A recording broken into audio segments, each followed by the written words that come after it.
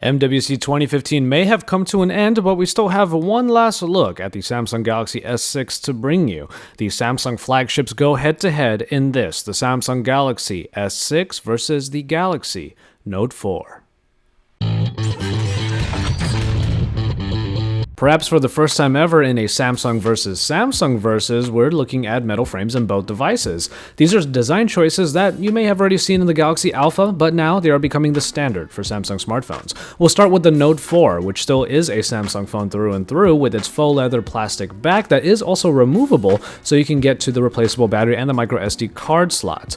The signature Samsung layout is up front with the tactile home button, integrated finger scanner underneath, and the recent apps and back buttons flanking it with 2.5D glass, adding a little bit of visual flair to the front of the device. And if you go to the bottom, of course, as this is a Note device, we of course have the S Pen nestled in the corner.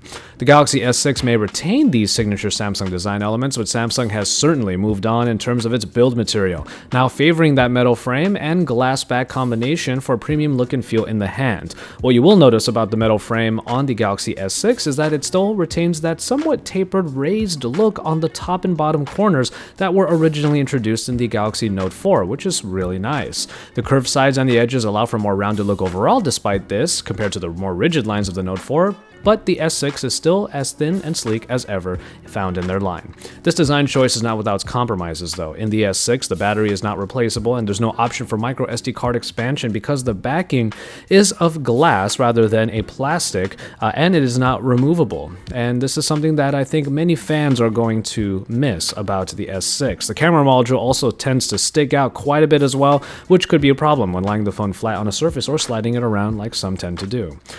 The playing field is evened out on the display front, with the Note 4 and the Galaxy S6 featuring Super AMOLED displays as per usual with Samsung devices, but now with Quad HD resolution across the board, with the only real difference being in size, 5.7 inches for the Note 4 and 5.1 inches for the Galaxy S6. But the pixel densities also change from 515 to 577, so that's a bit of a sizable difference, but when you look at these two devices side by side, the difference isn't actually all that noticeable. Samsung is also well known for its display prowess, and that certainly shines through with these flagships. You get deep blacks, bright and vibrant colors, great brightness, and good viewing angles all found here. And both of the displays really do pop. But nonetheless, both of these devices should provide very good media experiences no matter which one that you choose, and with the 5.1 inches being the size that we pretty much prefer when it comes to handling, maybe that is a compromise many of us are willing to make.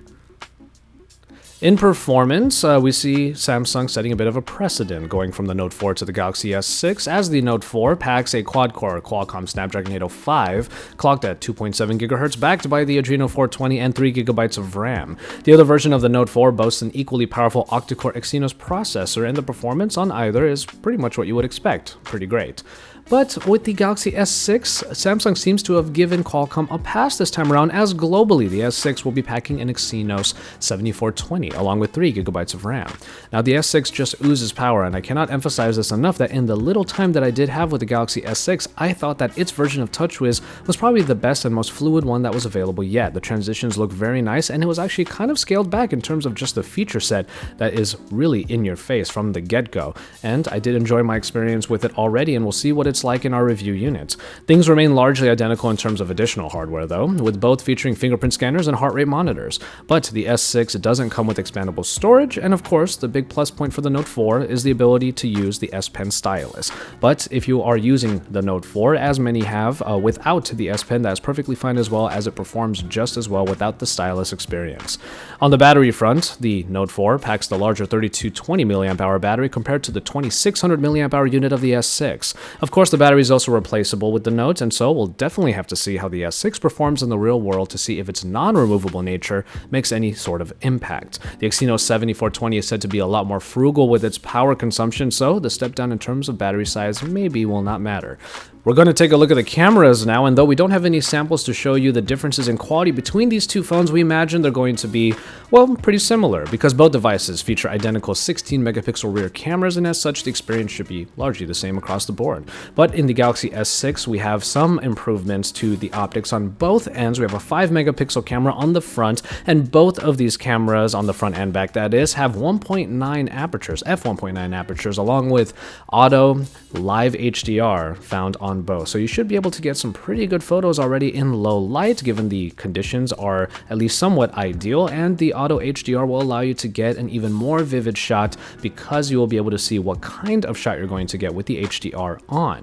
With more testing required, we can certainly expect at the very least that we will get more of the same from the Galaxy S6, if not even better, and that's something we're really excited to test out once we get our review unit.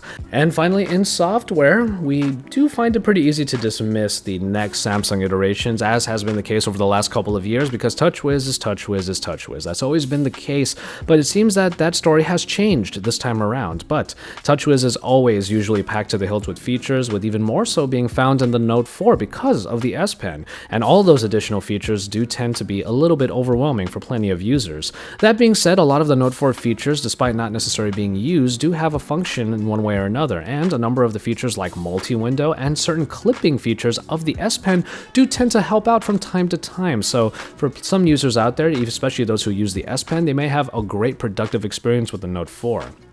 Things are certainly different with the S6 though, even if not aesthetically so much. The number of features and applications pre-installed have been kind of reduced, with users now given the option to pick and choose what they want and what to uninstall. In the S6 as well, like I said before, a lot of the features that you're usually used to having in the S6 don't seem to be all up in your face anymore. And because of that, you have a much more fluid experience going in and out of the home screens and through the app drawers, and even with the notification dropdown, which usually shows all of the different features that are available, but this time around didn't really seem to be all that overwhelming. For veterans of the Samsung ecosystem, you might find the S6 to be a breath of fresh air, especially if you think that TouchWiz has gotten a little bit too big for its britches over the last year or so.